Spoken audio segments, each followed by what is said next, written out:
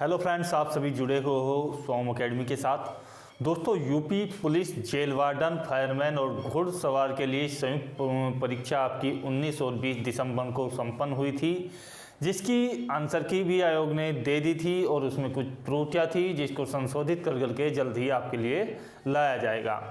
यहाँ पर यदि बात की जाए कि नॉर्मलाइजेशन के बाद आपकी जो अनुमानित कट ऑफ है वो कितनी बन सकती है, किस शिफ्ट के स्टूडेंट को कम से कम कितने मार्क्स चाहिए यदि वो फिजिकल के लिए तैयारी, क्योंकि आप सभी समझ सकते हैं कि इसके फिजिकल के लिए तैयारी के लिए भी आपको जो है इतना टाइम नहीं मिलेगा, क्योंकि मार्च में इसके लिए फिजिकल आपके होने वाले हैं और आपको इसके लिए टाइम चाहिए होगा। तो यहाँ पर एक अनुमान के आधार पर आप जो है अपनी फिजिकल की तैयारी कर सकते हैं। यहाँ पर सबसे ज़्यादा कमेंट्स आ रहे थे वो नॉर्मलाइजेशन को लेकर के आ रहे थे कि किस शिफ्ट को जो है नॉर्मलाइजेशन का लाभ ज़्यादा मिलेगा और कहाँ नॉर्मलाइजेशन से हानि हो सकती है। तो ये भी इस वीडियो के माध्यम से आपको बताया जाएगा कि देखिएगा, नॉर्मलाइजेशन एक ऐसी प्रक्रिया है जिसमें सभी शिफ्टों के आपके क्वेश्चन पेपर को एक एवरेज स्कोर के माध्यम से काउंटिंग किया जाता है और सभी स्टूडेंट्स को उसी के बेस पर कुछ मार्क्स दिए जाते हैं। और ये मार्क्स जो हैं आपके, जैसे आपकी एग्ज़ाम्स हल्का है तो आप ज़्यादा मार्क्स प्राप्त करते हो तो उसमें से काट भी लिए जाते हैं, और आपका यदि एग्ज़ाम हार्ड आया है अन्य शिफ्ट के मुकाबले तो आपके जो अंक हैं वो बढ़ भी जाते हैं। तो यहाँ पर यदि बात की जाए कि कौन सा एग्ज़ाम्स हार्ड है और कौन सा एग्ज़ाम्स इजी है, क्योंकि चारों शिफ्टों के कैंडिडेट से हमने बातें की तो कोई भी स्टूडेंट्स ये आंकने को तैयार नहीं हुआ कि हमारा जो एग्ज़ाम्स है वो इजी है।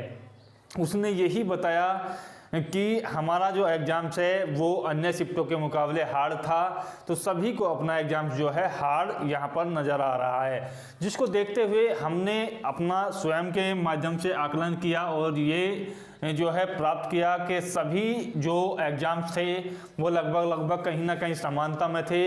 1 या 2% का हार्डनेस किसी 1-2 पेपर्स में देखा जाता है, तो उसको इतना ज़्यादा यहाँ पर गंभीरता से नहीं लिया जा सकता। अब ये नॉर्मलाइजेशन की प्रक्रिया होती कैसे है और किस शिफ्ट को इसका जो है नुकसान होगा, किस शिफ्ट को लाभ होता है, यहाँ पर समझ लेते हैं। तो देखिएगा, यहाँ पर मैं मानता हूँ कि 19 की फर्स्ट शिफ्ट में आपको जो है लगभग ज़्यादातर स्टूडेंट्स के मार्क्स आ रहे हैं। यहाँ पर 100 क्वेश्चंस किए हुए हैं और यहाँ पर 100 मार्क्स आप लोगों के लिए आ रहे हैं। ये एक मानने वाली प्रक्रिया है, अनुमान है एक तरीके का समझाने के लिए, ये वास्तविक मार्क्स आपके नहीं हैं। और 19 की सेकंड शिफ्ट में ये जो आपके मार्क्स हैं ये 110 बन रहे हैं। 20 की फर्स्ट शिफ्ट में ये मार्क्स आपके जो है 95 बन रहे हैं और 20 की सेकंड शिफ्ट में ये जो आपके मार्क्स हैं ये 120 बन रहे हैं। अब यहाँ पर क्या होगा कि आपकी जो है चारों शिफ्टों को जो है ऐड किया जाएगा और आप समझ सकते हैं कि ये जो मार्क्स थे ये मान करके चलिएगा कि 150 मार्क्स में से आपको इतने मिल रहे हैं। ये मैं आपको समझाने के लिए बता रहा हूँ। वास्तविकता मार्क्स आप समझ सकते हैं 300 अंकों में से आपको मिलेंगे और आपके ज़्यादातर स्टूडेंट्स के मार्क्स 100 से अधिक ही होंगे। तो यदि चारों को यहाँ पर काउंटिंग किया जाए, जोड़ा जाए, तो कुल मिलाकर हमें जो टोटल प्राप्त होता है वो ये प्राप्त होता है कि यहाँ से आपका बनता है 210 और 120 कितना होता है आपका 330 और आपका 95। तो ये जो आपका बनता है ये निकल कर के आता है 425। 425 को हम जब डिवाइडेशन करेंगे, आपका यहाँ पर एक शिफ्ट की जो मार्क्स है वो 150 है, तो चारों शिफ्ट का मार्क्स कितना होगा आपका, यहाँ पर निकल कर के एक एवरेज आएगा। तो वो जो एवरेज है वो यहाँ पर आपको निकालना है कि 4 शिफ्ट हैं तो प्रत्येक शिफ्ट का एवरेज आपका निकल कर के आता है 4 का यहाँ पर आपका बनता है और 0 और लगभग 106 मार्क्स के आसपास आपका एवरेज निकल कर के बनता है। तो यहाँ पर आपको जो 100 क्वेश्चंस पर आप समझ सकते हैं कि 106 मार्क्स आपको यहाँ पर मिले हैं, लेकिन यहाँ केवल 106 से कम आपकी काउंटिंग होती है, केवल 100 ही है यहाँ पर। तो ये जो क्या है, इस शिफ्ट को यहाँ पर लाभ होगा। लाभ कैसे होगा, ये जो 6 मार्क्स हैं इसको जो है डिवाइडेशन किया जाएगा आपके पूरे के पूरे 150 क्वेश्चन से, और प्रत्येक क्वेश्चन पर यदि आपका सही है तो कुछ पॉइंटों में आपको गिनती निकल करके आएगी तो आपको दिया जाएगा। इसी तरीके से यहाँ 106 से 110 जो है अधिक है, तो यहाँ पर आपको जो है माइनस करने होंगे 4। तो प्रत्येक जितने भी इस शिफ्ट के क्वेश्चन पेपर में क्वेश्चन था उसको डिवाइडेशन किया जाएगा 4 को, और कुछ पॉइंटों में यदि आपका आएगा तो उतने ही पॉइंट आपके प्रत्येक मार्क्स में से कम कर लिए जाएंगे। इसी प्रकार से 95 है, यहाँ पर 106 है, तो बहुत ज़्यादा अंतर है। तो ये जो अंतर है, जैसे 11 अंकों का आपका अंतर है, इसको डिवाइडेशन कर करके आपको जो है ये प्लस में आपका आएगा। तो यहाँ पर आपका शिफ्ट में प्रत्येक क्वेश्चन के लिए मार्क्स बढ़ेगा। यहाँ पर आपका माइनस में रखा जाएगा, तो माइनस में आपकी जो है क्वेश्चन का मार्क्स मिलेगा। इस तरीके से नॉर्मलाइजेशन का आपकी प्रक्रिया जो है लागू की जाती है।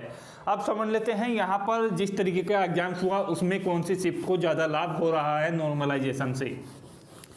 तो ये जो है एक समझाने के लिए आपको बताया गया था। तो यहाँ पर 19 की फर्स्ट शिफ्ट को सबसे ज़्यादा जो लाभ होगा वो 19 की फर्स्ट शिफ्ट को होगा, क्योंकि यहाँ पर पैटर्न नया था तो किसी को ये अंदाज़ा नहीं था कि किस तरीके का पेपर आ रहा है। 19 की सेकंड शिफ्ट वालों ने फर्स्ट शिफ्ट वालों का एग्जाम पेपर देख लिया तो उनको एक तरीके से आइडिया लग गया कि यहाँ पर जो आपका पेपर आ रहा है किस तरीके क्वेश्चन पूछे जा रहे हैं किस तरीके, लेकिन उनको तैयारी का इतना ज़्यादा समय नहीं मिला तो उनके भी इतने ज़्यादा मार्क्स यहाँ पर एवरेज के तौर पर नहीं देखे जा सकते हैं। तो उनको जो है सेकेंड नंबर पर इसका लाभ जो है मिलेगा, दूसरे नंबर पर जो लाभ है वो सेकेंड शिफ्ट को मिलेगा।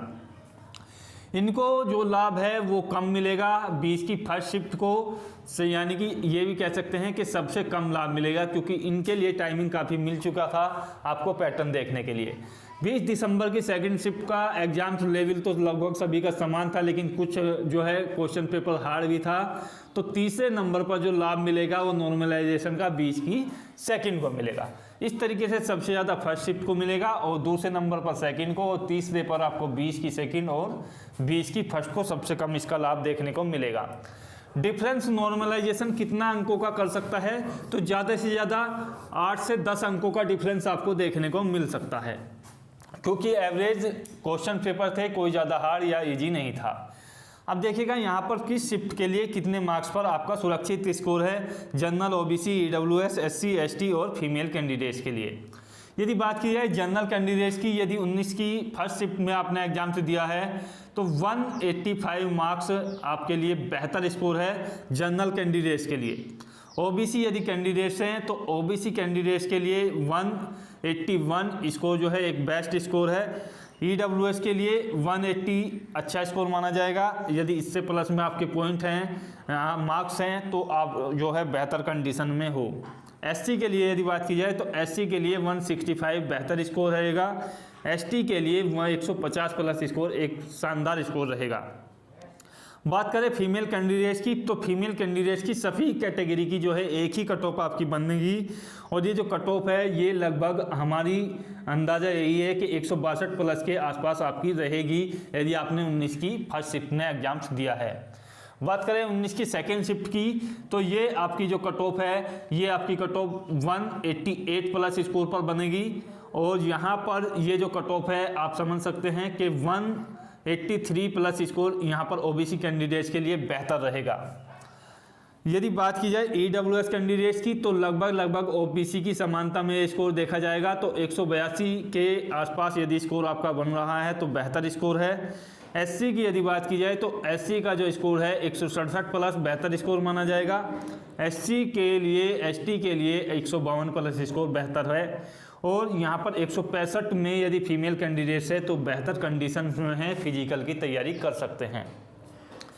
20 दिसंबर की फर्स्ट शिफ्ट की यदि बात की जाए तो 190 का स्कोर जो है एक बेहतर स्कोर माना जाएगा। ओबीसी कैंडिडेट्स में 186 प्लस स्कोर एक बेहतर कंडीशन मानी जाएगी। ईडब्ल्यूएस कैंडिडेट्स के लिए 185 बेस्ट स्कोर रहेगा, और आपका एससी की यदि बात की जाए तो यहाँ पर 166 प्लस के आसपास आपका स्कोर जो है एक अच्छी कंडीशन में माना जाएगा। और एसटी कैंडिडेट्स यदि यहाँ पर शामिल होते हैं तो 154 के आसपास का स्कोर अच्छा स्कोर माना जाएगा। बात करें फीमेल कैंडिडेट्स की, तो फीमेल कैंडिडेट्स लगभग 166 स्कोर जो है अच्छा स्कोर माना जाएगा। तो कहीं ना कहीं ये आपको एवरेज आ रहा होगा कि 160 से तो अधिक ही आपको स्कोर चाहिएगा यदि आप फीमेल कैंडिडेट्स हैं, और यदि आप जो हैं यहाँ पर जनरल कैंडिडेट। तो यहाँ पर यदि बात की जाए तो जनरल कैंडिडेट्स को 185 से अधिक ही स्कोर चाहिए होगा। तो बीच की सेकंड शिफ्ट में जिन लोगों ने एग्जाम्स दिया है 189 के प्लस यहाँ पर आपको देखने को मिल सकती है कट ऑफ। और यहाँ पर यदि बात की जाए ओबीसी कैंडिडेट्स की तो 187 प्लस स्कोर बेहतर स्कोर माना जाएगा। ईडब्ल्यूएस में वही 186 प्लस स्कोर बेस्ट माना जाएगा। यदि बात की जाए 167 प्लस स्कोर एससी के लिए अच्छा रहेगा। 155 के आसपास एसटी कैंडिडेट से तो बेहतर स्कोर रहेगा। 168 प्लस स्कोर तक आपको जो है महिला कैंडिडेट्स यदि है 20 की सेकंड शिफ्ट की तो बेस्ट स्कोर माना जाएगा। ओवरऑल यदि बात की जाए तो कोई सी भी शिफ्ट में आप शामिल हो तो आपकी जो कट ऑफ है वो 190 से कम ही रहेगी यदि जनरल कैंडिडेट्स है। ओबीसी कैंडिडेट्स है तो 187 से आपकी जो कट ऑफ है वो कम ही रहेगी। और यहाँ पर ईडब्ल्यूएस कैंडिडेट्स हैं तो 186 से कम आपकी कट ऑफ रहेगी, चाहे आप किसी भी शिफ्ट के कैंडिडेट्स हो। इससे ज़्यादा आपकी कट ऑफ जो है मेरे नज़रिए से नहीं जा सकती है जिस तरीके का एनालाइज किया हुआ है। आशा करता हूँ बेहतर वीडियो लगा होगा। यदि कोई सुझाव है तो दीजिए कमेंट्स बॉक्स में। मिलते हैं अगले वीडियो में। धन्यवाद। जय भारत।